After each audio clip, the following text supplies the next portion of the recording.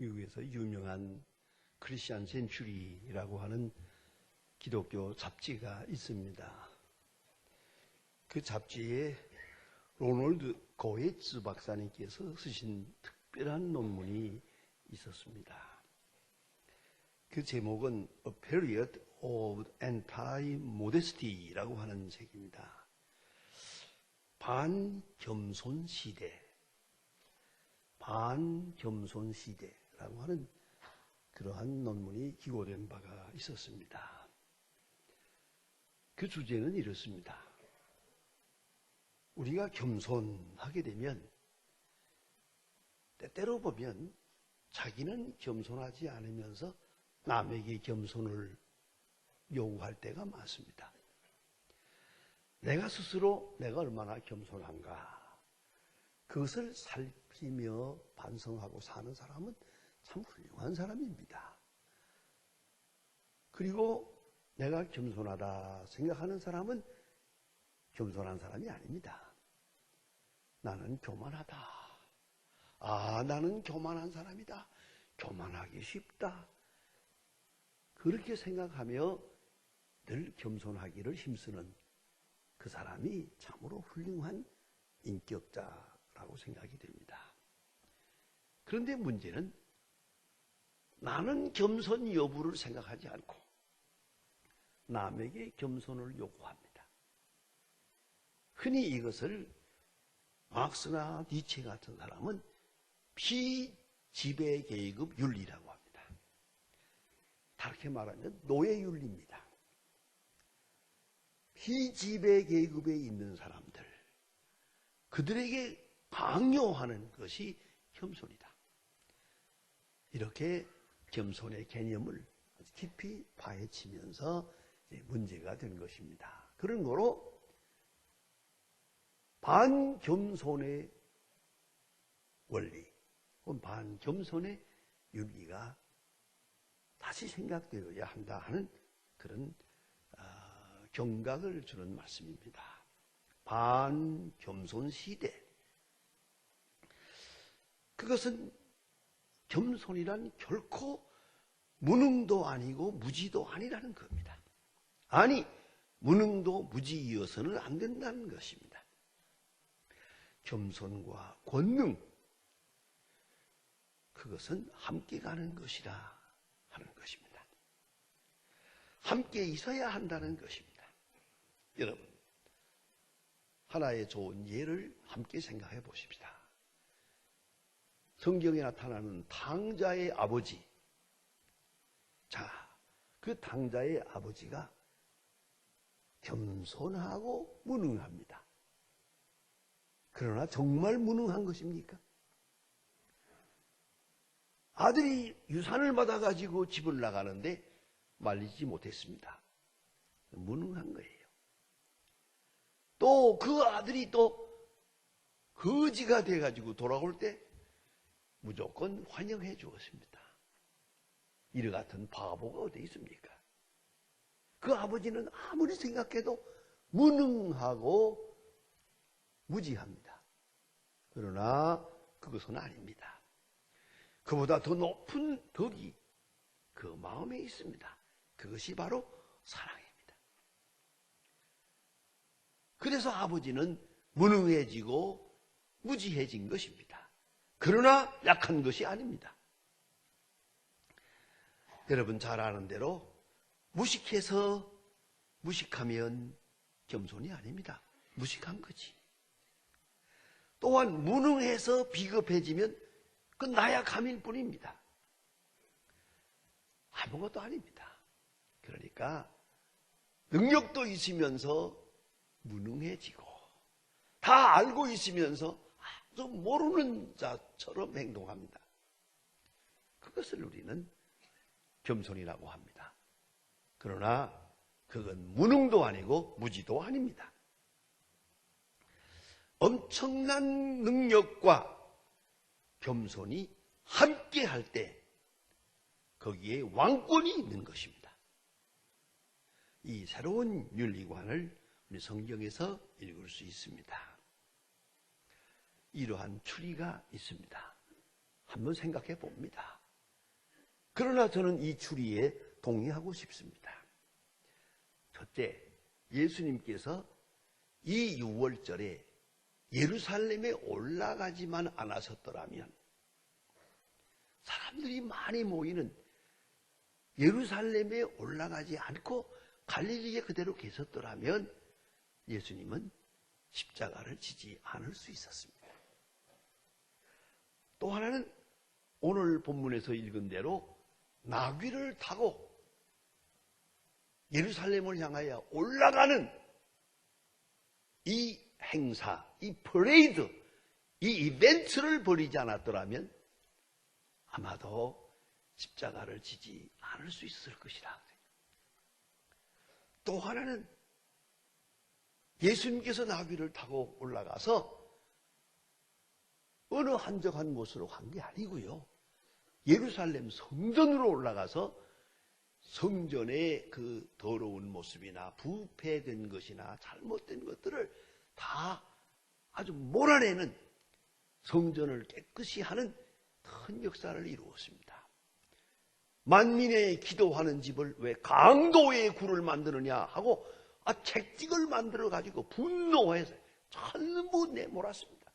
그 장사하는 사람들의 그것을 다 몰아냈습니다. 이런 모습, 이러한 일이 아니었더라면 아마도 예수님은 십자가 지지 않을 수 있을 것이다. 이렇게 정면 충돌을 해서요, 어쩌면 조금만 비껴가도 되는데 왜 이렇게 정면으로 충돌해서 십자가를 지게 됐나, 그런 생각을 합니다. 또한 성경에 보면 빌라도가 예수를 놓아주려고 백방으로 애를 썼습니다. 또한 예수님의 비밀한 후원자도 있었습니다. 산헤드린 공의의 회원인 아주 당당한 권력자들입니다. 니고데모도 있었고 아리마대 요셉도 있었습니다. 이런 숨은 후원자들, 모름지기 많은 애를 쓴 줄 압니다. 그러나 예수님께서 정면 충돌하고 이렇게 도전하는 데는 어찌할 수가 없었어요. 그래서 예수님은 십자가를 지게 됩니다. 예수께서는 이뿐만 아니라 많은 이적을 행했습니다. 귀신을 내쫓고 병자를 고치고 아주 권세 있는, 그뿐입니까? 많은 사람들 앞에서 율법을 강론했습니다. 그 결론은 이렇습니다. 반응은 이랬습니다. 권세 있는 자와 같고 서기관과 같지 않더라. 권세 있게 그렇게 하나님의 말씀을 전하셨습니다. 그러나 그는 겸손했습니다. 아주 무능한 듯, 아무것도 모르는 듯, 아무 능력도 없는 듯 침묵하시면서 십자가를 졌습니다. 빌립보 2장에 유명한 사도 바울의 기독론이라고 하는 그 본문에서 사도 바울은 말합니다. 하늘 보좌를 내놓으시고 이 땅에 오셔서 십자가를 졌다. 그런 거로 너희는 이 마음을 품으라. 곧 주 예수 그리스도의 마음이니, 사도 바울은 강하게 말씀하시는데 그 마음이 뭐냐? 곧 겸손이다 그러지. 십자가를 겸손으로 풀이하고 있습니다. 권세의 뿌리는 겸손입니다. 여러분, 예수님께서 친히 하신 말씀이면서 우리가 늘 경험하고 보는 얘기가 하나 있습니다. 그것이 바로 온유한 자는 땅을 차지한다는 말입니다. 어떻습니까? 세상을 살아가면서 보니까 과격한 사람은 다 일찍 죽어요. 요란하게 소리 지르고 성미 급한 사람 급한 대로 빨리 가요. 안 돼요. 가만히 보면 그 모든 소용돌이 속에서 온유한 자가 땅을 차지합니다. 땅을 차지한다는 말의 그 개념은 왕권을 말하는 것입니다. 권세는 온유한 자의 것입니다. 자, 이건 참 우리가 매일같이 경험하는 이야기입니다.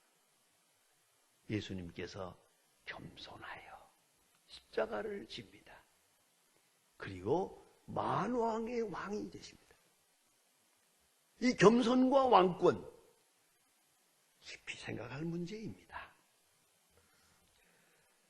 오늘 본문에 이 사건이 확실하게 계시되어 있습니다.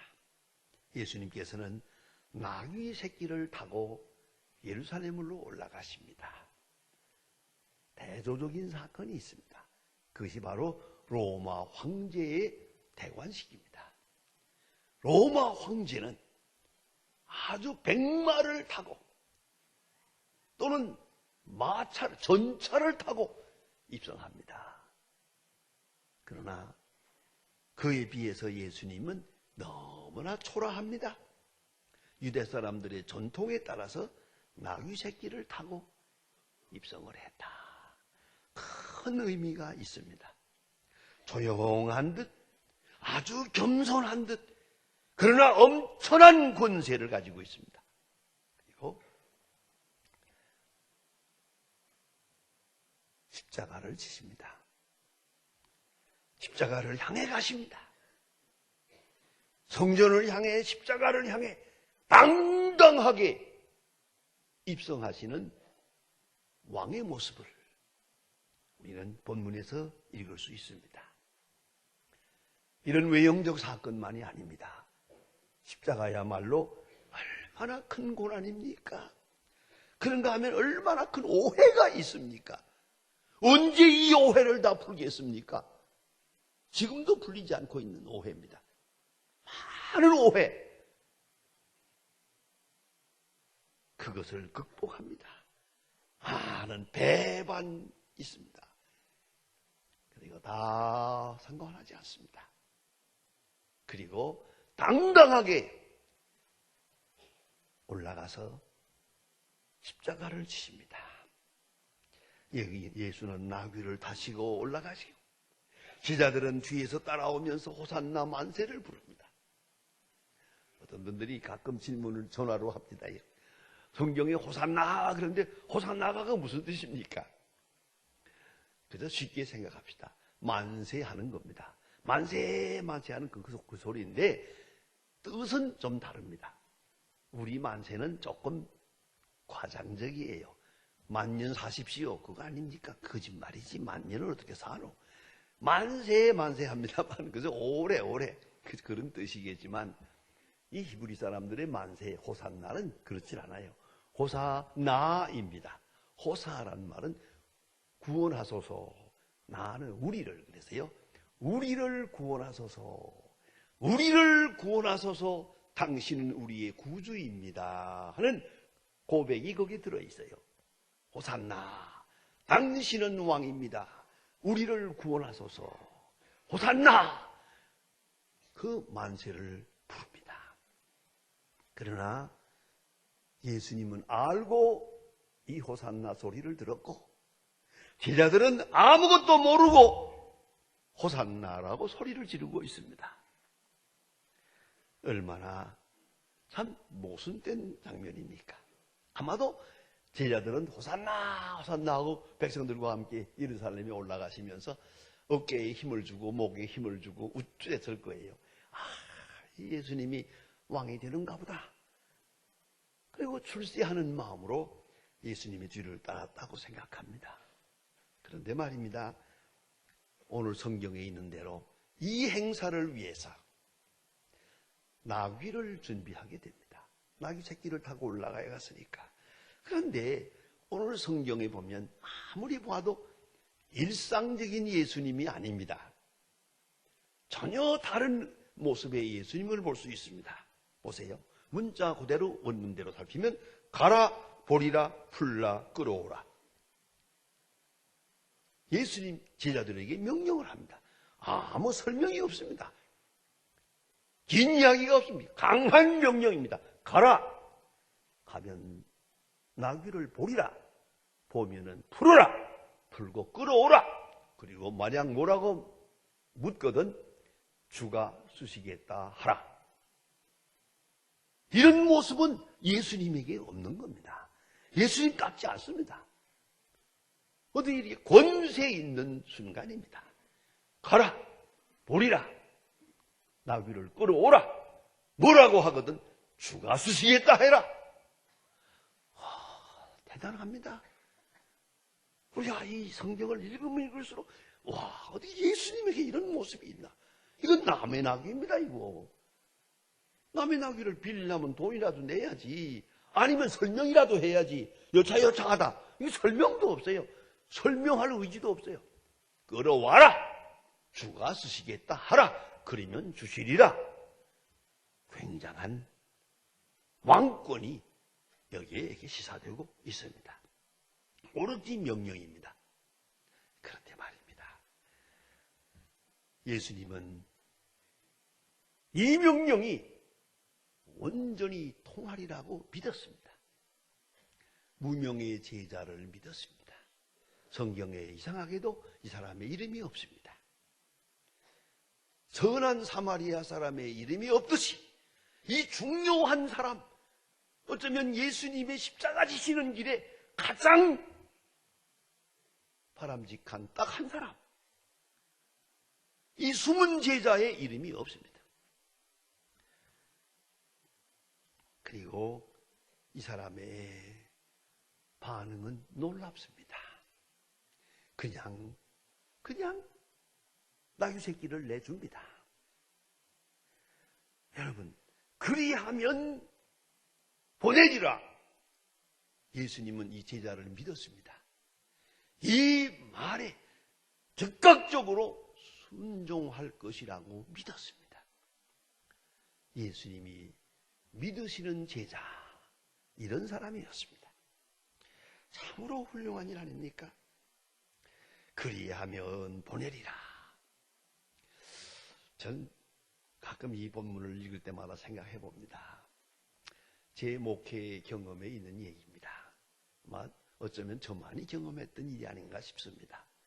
오래전에 저 소망교회에서 파이프 오르겐을 만들 때 말입니다.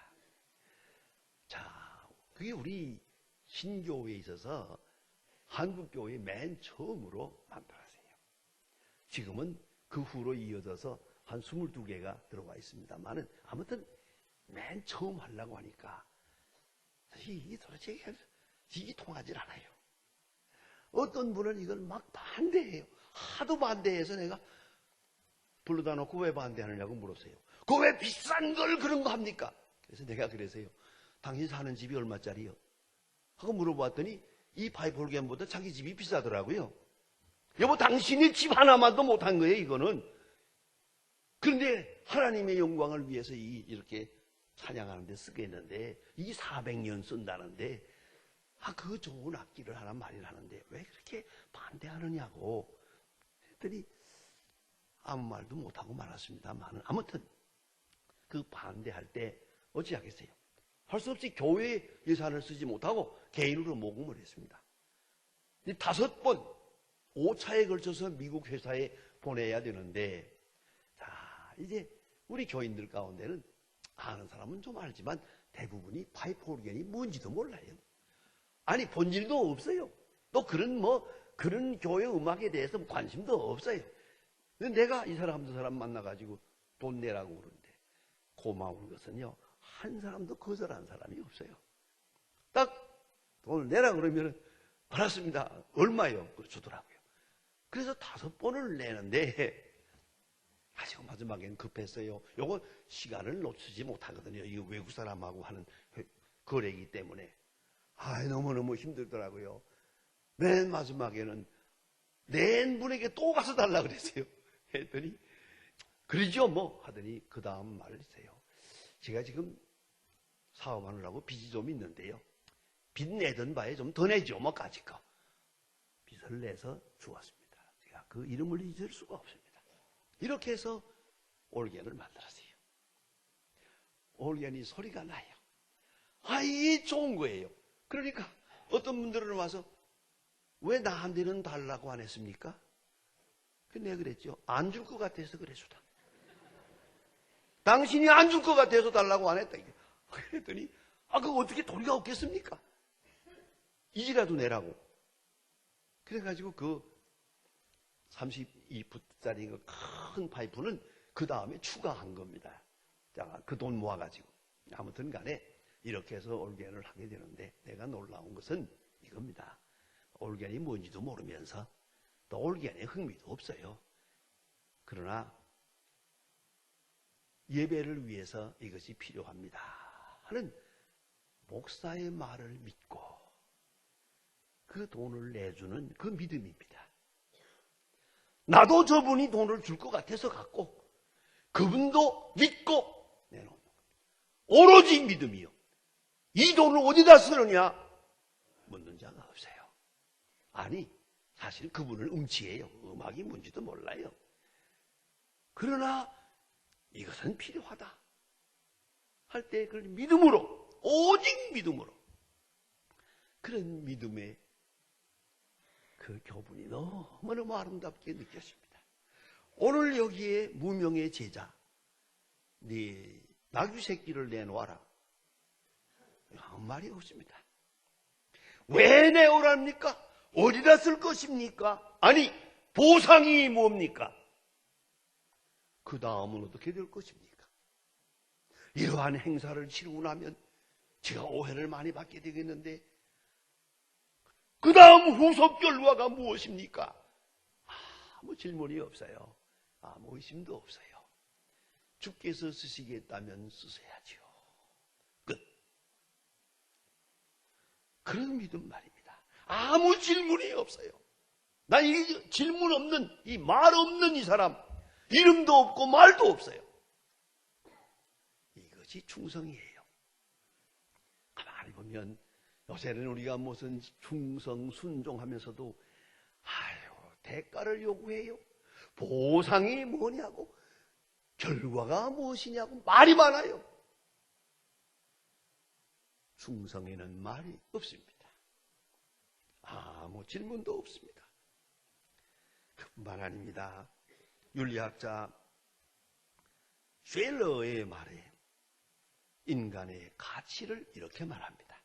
인간이 추구하는 가치는 쾌락의 가치, 생명의 가치, 정신적 가치, 사랑의 가치, 하지만 가장 귀중한 가치는 신성가치. 하나님과 나만이 아는 미스테리, 신비로운 가운데 얻어지는 그 기쁨, 이게 신성가치라고 말합니다. 여러분, 하나님께 순종하고 하나님께 전적으로 헌신하면서 얻어지는 그 큰 기쁨, 이거는 그 무엇과도 바꿀 수가 없는 것입니다. 로마 제국 당시에는 기독교인을 색출해서 많은 사람을 잡아 죽이는 그런 때가 있었습니다. 색출하는 방법은 간단합니다. 인사를 합니다. 가이사는 우리의 주님이십니다 하고 인사를 합니다. 그러면 대답하는 사람이 예, 그렇습니다. 가이사는 과연 우리의 주인입니다 라고 대답해야 됩니다. 그런데 가이사를 주님이라고 대답하지 않으면 그 한마디로 끌려가서 순교했습니다. 왜? 주님만이 주님이시니까, 예수님만이 주님이시니까 누구도 나의 주님이라고 할 수가 없어요. 이 한마디를 하지 않고 죽어간 사람이 바로 순교자입니다. 오늘 이 본문에 나타난 무명의 제자가 있습니다. 아주 귀한 행사에 헌신하게 됩니다. 어쩌면 이 사람은 이 행사를 특권으로 알고, 전설에 의하면 이 사람은 예수님 부활하신 다음에 우리의 나귀를 이렇게 예수님께 드렸다. 그 나귀를, 그 나귀 죽을 때까지 잘 모셨답니다. 예수님이 탔던 나귀라고. 많은 사람이 와서 그 나귀를 보고 그 당시에 호산나 만세 소리를 마음에 새기면서 은혜 받았다는 것입니다. 그럴 거 아니겠습니까? 왕 되심은 권능 그리고 겸손입니다. 그 응답은 깨끗한 믿음과 오로지 순종입니다. 주님과 함께 십자가를 지지는 못했습니다. 그러나 예수님에게 깨끗한 충성을 드려서 그는 귀중한 예수님의 제자가 됩니다. 기도하십시다.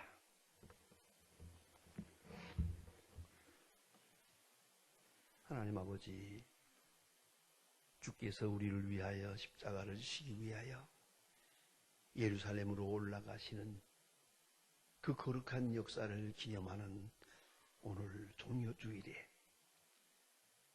주께서 타시던 나귀를 생각합니다. 그 나귀를 주님께 드리면서 기뻐하던 무명의 제자를 생각합니다. 주여, 우리가 주를 위해서 할 일이 무엇이겠습니까? 아무것도 묻지 않고 주께서 부르시는 대로 응답하고 주께서 쓰시는 대로 쓰여질 수 있고, 그리고 감사하는 하나님의 귀한 자녀들 되게 하여 주시옵소서. 예수님의 이름으로 기도합니다.